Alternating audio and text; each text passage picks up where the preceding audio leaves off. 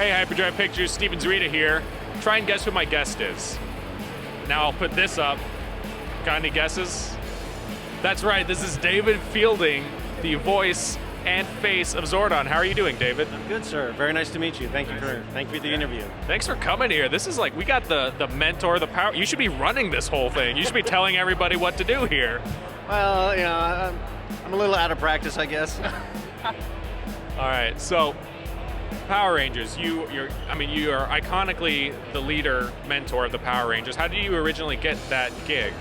I had a friend contact me saying that Saban was doing a kids television series, and she thought I would be good to audition for it. And I hadn't been out in LA very long, and had figured, well, why not go do this? And figured it was just going to be another audition like you have all over the place, 500 guys reading lines, and then you never hear anything. But then I went down to the offices of Saban in Burbank, and there was just me and another guy. And I thought, well, this is kind of strange. And he went in first and read, and then came out, and then I went in and met all the original Rangers, the director, the producer, and they had me stand up on a table, and I read. And I remember very clearly Austin St. John turning to everybody and said, well, I think we found our Zordon. And an hour and a half later, I got a phone call saying I got the part. Nice.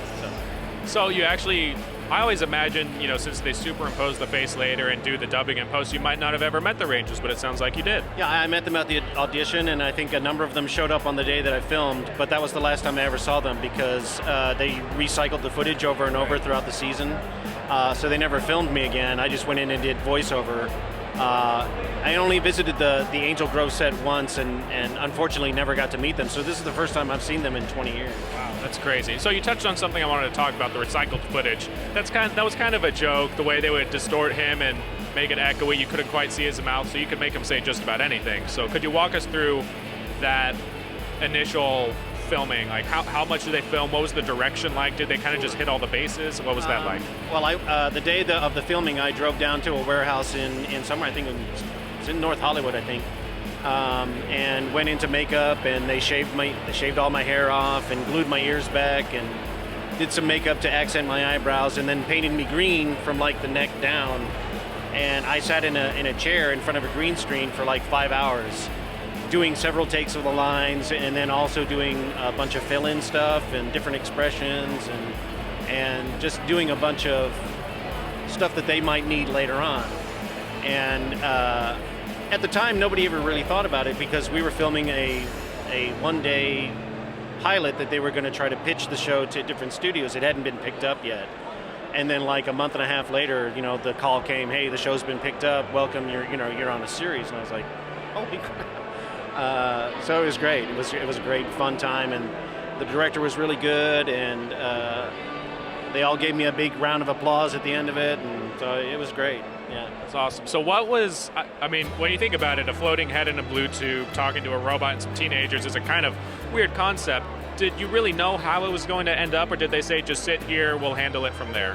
No, I didn't know exactly how the footage and stuff was going to be used, but as far as the character was concerned, I knew that he was going to be a leader. He was going to be somebody who was going to try to guide these teenagers through all of these confrontations that they were going to come up against. So I tried to instill in the character a lot of mentor and leadership and father-like qualities so that would come across in the dialogue and in the tonal quality of the voice, because it was very important for us and for everybody in the show that there was a guiding force. It wasn't just kids running around jumping and kicking and stuff.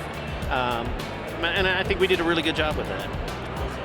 And then, did the phrase Wizard of Oz ever come up? Because as a kid, I thought, man, these are really similar. There's like a floating head in the middle of this majestic room. Was that ever a comparison made back on the show? I think there might have been a couple of outtakes during some of the voiceover sessions where I was like, pay no attention to the man behind the curtain, or originally in the pilot, I believe the character's name was Zoltar, and they actually had to change that because of the movie Big. They had the fortune teller machine. Fortune teller machine, yeah, that was also called Zoltar. So, but it was just a lot of fun, yeah. So the show, this interview show, is for Power Rangers Essentials, and I've been asking all the actors, what's your favorite moral that the show taught? The show taught a lot of kids like me, be a good person and teamwork and all that, but the Rangers learned all that from Zordon. So I'm going to go straight to the source here. What was your favorite lesson that you or the show taught? Honestly, I think the best lesson that the show taught was just try to do the right thing. Stand up for yourself, stand up for your friends, work together, and just try to do stuff for the greater good.